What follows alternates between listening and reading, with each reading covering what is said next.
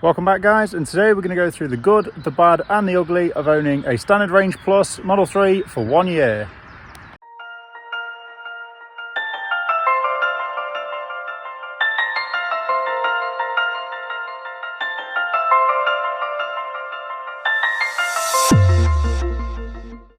Right then, guys, so what's it like to live with a Tesla Model 3 for 1 year and 26,000 miles that are now on the car? I know in the current climate, 26,000 miles sounds quite a lot, but I do have a 200 mile a day school run to do, so that does eat into the miles somewhat. When we're at school, that is, and not being homeschooled. On day one then, when I collected the car, the front USB ports weren't working. This was a bit annoying. Obviously, I had no Sentry or anything when I collected the car, so we managed to get a service appointment 3 months later and have them come up from Tesla Dusseldorf to the house and fix it. They had to take the whole center console out, change the USB module in the back and put it all back in. So I was more than happy with the job they did, and they did it at the house. The only annoying thing with that was, after 2 months of ownership, someone stole my front number plate, thinking that they were going to get the pretty one in metal that says Tesla Motors across the bottom, but they didn't, because the car had to be imported to Germany, and therefore the front number plates, well, both number plates were changed to a different registration anyway. After 3 months, the charge port failed, and I mentioned on delivery day that the charge port was misaligned. After 3 months, the charge port wouldn't open at all. It still worked from the screen or the UMC, but you couldn't just touch the sensor to open it up. I don't know whether that had failed due to the fact it was misaligned, so there was a problem there already. But after 3 months, again, someone from Tesla Dusseldorf came out and changed the whole UMC out at the house. So that was the second thing that went wrong. Third thing was, after about 5 months, I haven't used the car for a while due to the fact we were homeschooling at this point, the mirrors started to go a bit funny. We'd obviously had an update at some point, but the passenger mirror was absolutely fine. The driver's mirror, on the other hand, 1 out of 5 times you'd have to keep locking, unlocking the car, and eventually both mirrors would fold out. Got onto Tesla again. They said it was a known issue. They sent a patch through on a software update, and that fixed my mirror issue. About 7 months in, we had them come out again for a issue with the passenger seatbelt adjuster. Couldn't remember what it was called then. Whether that had failed at that point or from day one, I don't know. He was literally here 10 minutes maximum. What had happened is it'd come off the rails on the inside, so it wouldn't slide up or down. I don't play passenger very often in the car, but I did once. My partner's 5'2", I'm 6'5". I tried to raise it up and it wouldn't move. So they came out, popped it back onto the rails, and then put it all back together. Again, chap came up from Tesla Dusseldorf and fixed it within 15 minutes, and away he went. There was no issues. I was very happy again with the service.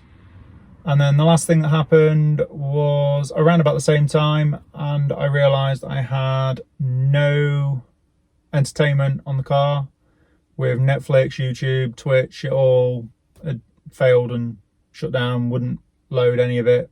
Kept giving me like a quarter of the screen, and that was it. Again, it was a known issue, and Tesla sent through a patch. So they sent through a software update, which then fixed that problem.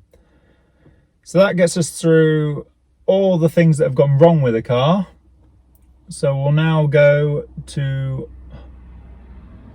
the good bits. Well, none of the issues I've had have meant the car stopped working. So the car has never failed. Everything that's broke has either been fixed with a software update, or Tesla Dusseldorf has driven to my house and fixed it, because it's 60 miles away from me, so not really wanting to go there if they can come and fix it at the house. The niggles, software updates are great, but if they start causing errors like my mirrors and the entertainment system failure, then we need the software updates to like improve things, not break things. So that was a bit of a niggle. Obviously I'm no Tesla fanboy, there's enough of them out there for all of us, so we don't need any more. But certain things I believe should have been spotted at the pre-delivery inspection. Now, the USB ports for sure should have been fixed before I'd even taken delivery of the car. That should have been part of a pre-delivery inspection. Checking the alignments of body panels, charge flaps in my case. I had no body panel issues, but you do hear some horrendous stories about people having misaligned doors, misaligned boots that cause water ingress, so your boot's like a swimming pool. These niggly things, all the people that go, oh, buy a Tesla, it's great, these things will get fixed. That's great, but it's only encouraging them to continue delivering cars that are substandard. If everyone went, hold on, this isn't right, we wouldn't have accepted this from Nissan, Renault, Hyundai, whatever, then maybe by this point now, we're like, they've been delivering cars to the UK for the best part of 7 years. These issues would have all been ironed out, and then they'd been doing proper pre-delivery inspections and making sure things in the car work, systems are all fine before the cars are delivered. That to me is the better way to go.